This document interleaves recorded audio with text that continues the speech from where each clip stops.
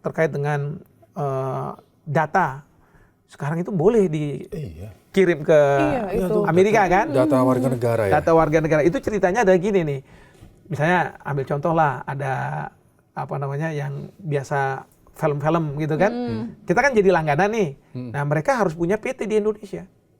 Nah PT itu, karena dia Badan Hukum Indonesia, maka informasi tentang pelanggan Indonesia nggak bisa dia kirim ke negara asalnya, ke Amerika. Nah itu jadi komplain.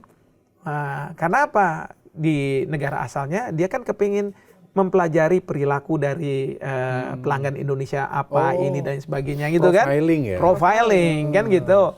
Nah tapi karena nggak bisa, karena ada undang-undang PDP yang mengatakan sebenarnya sih bisa, tapi strict banget nih ketentuannya. Nah, akhirnya ini nih yang jadi masalah. Maka dalam perjanjian itu masuk. Jadi nggak cuma yang 19% ini, tapi juga isu tentang masalah data. Kemudian juga ini nih Indonesia nih payah juga nih katanya, karena ada undang-undang yang sertifikasi halal gitu kan. Jadi barang dari Amerika harus disertifikasi dulu halal oleh Indonesia. Padahal juga ada barang-barang dari Amerika, misalnya makanan gitu ya, yang sudah dapat sertifikasi halal dari Amerika kan. Tapi kan harus disertifikasi halal dulu Indonesia. Karena siapa tahu halalnya Amerika nggak sesuai dengan halalnya Indonesia kan gitu. Kalau di Timur Tengah kayak begitu. Karena kan misalnya Iran Syiah gitu ya. Kalau misalnya ini Sunni, halalnya Sunni belum tentu halalnya Syiah loh. Iya kan? Jadi wajar menurut saya kalau pemerintah Indonesia mengatakan harus kita sertifikasi. Wah itu pelaku-pelaku Amerika bilang, wah nggak benar nih katanya kayak begini. Belum lagi semua harus ini harus itu. Nah mereka masukkanlah oleh USTR dimasukkan dan dinegosiasikan, ya kan? Nah isu-isu itu yang kemudian oleh pihak Amerika Serikat, oke, Indonesia, saya nanti ngomong sama Trump deh, untuk kamu dari 32% jadi 19%. Tapi isu-isu ini kamu beresin juga gitu kan. Kan ditunggang gitu kan berarti. Belum lagi ditambahin lagi. Mungkin Trump bilang, kita nih defisit nih. Surplus perdagangan. Jadi udah Indonesia kamu beli dari saya. Itu kan yang energi sekian ini sekian. Berarti lebih boncos kita ya Prof? Iya itulah makanya yang saya katakan. Ya artinya dia punya kesempatan. Karena gini ya, kalau misalnya negara-negara lain waktu Trump mengenakan sekian persen, Indonesia 32%. Negara-negara lain tunggu dulu, biarin aja yang lain rame dulu gitu kan. Kalau kita udah buru-buru panik nih, kita gimana dan sebagainya. Akhirnya gitu, karena kita udah panik, datang duluan, udah mudah sama mereka didikte. Ini ya, semua. Berarti itu kan peran diplomasi dong harusnya yang begitu. Iya. Nggak tapi jalan diplomasinya. Ya itu, tapi kan diambil alih sama Pak Menko Perekonomian. Tapi Prof, misalnya kan ini kan kesepakatan yang kemarin, yang kita 19%. Keputusan baru nih, emangnya Amerika Serikat, ya 10%, tidak akan mungkin berubah lagi. Nah, kesepakatan kita tadi transfer data, pembelian di beberapa sektor dan segala macam sertifikasi gitu-gitu, itu kan bisa batal atau kita buat agreement baru atau gimana, Prof? Kalau dari segi hukum internasional. Kalau dari sisi saya, harusnya udah batal tuh. Karena apa? Karena kan ada putusan Mahkamah Agung yang mengatakan bahwa kewenangan Trump untuk mengenakan tarif-tarif itu tidak legal gitu ya, tidak sah. Nah, karena kita kan juga dikenakan 32%. Tapi kan kemudian ada ikutan. Nah, karena ikutan jadi kalau ini dibatalkan harusnya batal juga dong. Nah, harusnya nggak berlaku. Nah, itu satu. Yang kedua, memang kita sudah tanda tangan. Tapi dalam perjanjian itu dikatakan bahwa ini harus dibawa ke masing-masing otoritas untuk disahkan, diratifikasi. Nah, ini kan berarti kan harus dibawa ke mana nih, gitu kan? Saya sih berharap ke DPR, tapi bisa saja nanti dari kantor kepresidenan bilang nggak cukup di presiden aja, karena bisa juga diratifikasi oleh Perpres. Nah, kalau misalnya itu nanti kan dilihat, dibuka, jadi belum bisa langsung berlaku. Nah, itu bisa disetujui sama DPR atau misalnya presiden sebagai ini, tapi bisa juga tidak. Kalau tidak kan nggak jadi. Nah, saya sih berharap tidak, gitu kan? Kita berharap ya. Kita berharap. Tapi kalau misalnya pun jadi, setelah nanti ada exchange dari dokumen ratifikasi, ada waktu 90 hari untuk kemudian baru bisa berlaku efektif. Jadi mungkin nggak dalam waktu dekat, ya. Tapi kalau misalnya itu semua ya tidak dimasalahkan, ya mungkin akhir tahun ya sudah berlaku efektif. Tapi lagi-lagi yang saya harus tekankan adalah harusnya dengan ada putusan Mahkamah Agung, maka ini bubar semua perjanjian ini. Tapi kan Pak Menko mengatakan kita akan cek dulu sama Amerika. Ya, saya bilang ngapain dicek? Udah anggap aja udah batal aja.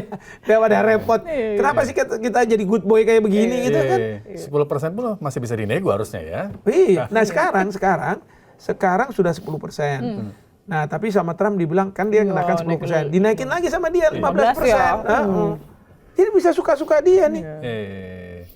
Jadi standar tidak hanya standar moral ya, standar ekonominya by Trump value gitu ya. Trump values. Makanya itu dalam segala hal, dan dia selalu kalau misalnya berhadapan dengan negara untuk ditekan. Ini kan dia pebisnis kan, pelaku bisnis kan suka gitu kan. Oh, neken nanti ini pakai poker face gitu kan. Nah, jadi instrumen untuk menekan itu dua. Satu adalah tarif, yang kedua adalah kekuatan militer. Jadi kan Trump selalu bilang misalnya sama Perancis, kamu nggak ikut, oke, saya kenakan 200% ya. Greenland mau dicaplok, kamu nggak setuju, oke, saya kenakan 8% ya. Coba digituin terus. Itu makanya benar juga Mahkamah Agung. Mereka memutuskan bahwa ini bukan kewenangan dari Presiden. Ya. Nah, sekarang kita tinggal tunggu nih. Ya, tadi kan kesadaran dari Mahkamah Agung, kesadaran dari rakyat Amerika. Jangan-jangan Trump nanti di-impeach. Karena kan kemarin ada itu yang di Minnesota itu yang ditembak mati ya, ICE itu ya. Nah, terus kan banyak rame, terus kemudian banyak masalah-masalah juga di dalam negeri. Belum lagi sekarang ada Epstein Files dan lain sebagainya yang di Amerika jadi masalah dan kemudian merucuknya ke Trump gitu ya. Nah, jadi sebenarnya Trump ini di dalam negeri dia goyah. Ya kan? Di luar negeri juga goyah. Buktinya negara-negara sekutunya udah nggak bilang kita sekutu lagi. Kamu gimana sekutu? Kamu ngenang-ngenain saya juga persentase. Bahkan Greenland aja kamu caplok katanya kan gitu kan? Pokoknya harus patuh kata Prabowo. Jangan mau dipengaruhi antek-antek asing. Ya kan Prof setuju kan Prof ya? Iya dong. Benar, Bapak Presiden tuh udah ngomong kayak gitu udah benar 100%. 1000% saya dukung. Jangan kita mau tunduk pada antek-antek asing. Mantap. Iya. Ada pertanyaan terakhir? Udah. Saya pertanyaan terakhir. Oke. Kayak panjang nih Prof ya. Tadi kan kita ngomongin soal bagaimana aktivitas Indonesia di kancah internasional gitu ya. Ini kan nggak lepas dari peran yang namanya Kementerian Luar Negeri. Ya. Kalau menurut Prof, bagaimana sosok Menlu kita, Prof? Ups. Nge-freeze lagi nggak nih Prof jawabnya? Ini ya susah juga.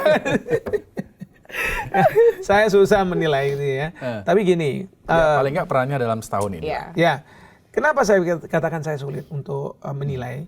Karena kita ini punya bukan menteri luar negeri, tapi presiden luar negeri. Karena lebih sering ke luar negeri presiden daripada Menlunya. Presiden lah yang menentukan kebijakan luar negeri. Bukan di level menteri yang kemudian menyampaikan kepada presiden, ya kan? Jadi saya melihat Bapak Presiden ini punya passion yang sangat luar biasa dengan isu-isu luar negeri, ya, which is bagus menurut saya, karena beliau masa kecilnya pernah di luar negeri lama, jadi kemudian juga bacaan-bacaan beliau juga dari luar negeri, sehingga saya melihat bahwa pemahaman beliau ya itu bagus tentang masalah-masalah luar negeri. Cuma ada cumanya. Perspektif Indonesianya kan beliau nggak paham betul, ya. Perspektif Indonesianya itu ya kan beliau bukan diplomat, bukan ini dan sebagainya. Oke, punya passion terkait dengan luar negeri. Tapi perspektif Indonesianya gimana nih? Nah, perspektif Indonesia itu harusnya dipegang oleh Kementerian Luar Negeri. Nah, tapi mungkin beliau juga nggak mau kalau misalnya Menteri Luar Negeri itu sangat kuat. Sehingga apa? Saya mau lakukan ini, jangan Bapak. Saya lakukan gitu, jangan Bapak. Jangan terus nih. Beliau mungkin saya maunya kayak begini, ya, kondisikan. Nah, siapa yang bisa mengkondisikan itu adalah ya tentu orangnya beliau ya, Pak Menlu. Iya, kan tapi gitu. kan Pak Menlu kan orangnya beliau, tapi kenapa selama ini kayak tadi nggak dilibatin juga? Dilibatkan tapi maksudnya untuk mengkondisikan kan gitu kan. Nah, jadi teman-teman Kemlu mengkondisikan gimana nih, susah nih kayak ini dan sebagainya, ya kan. Jadi itu yang menurut saya makanya saya katakan saya sulit untuk menilai kepiawaian dari Pak Menlu. Ya, karena kecuali kalau misalnya semua sama lah ya. Memang pada satu titik kita punya presiden seperti Pak SBY, seperti Bung Karno, ya yang punya passion juga terhadap masalah-masalah luar negeri.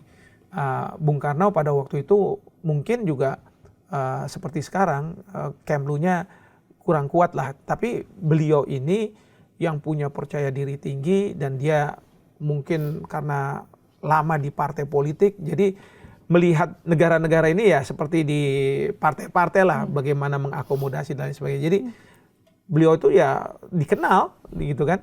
Nah kemudian Pak SBY, tapi kalau Pak SBY itu dia punya Menlu yang memang bisa memfasilitasi dan memberi pemikiran-pemikiran luar negerinya seperti apa gitu ya. Jadi beliau nggak main sendiri lah kira-kira. Nah tapi kalau misalnya Pak Prabowo mungkin beliaunya kepinginnya nggak saya yang menentukan ya.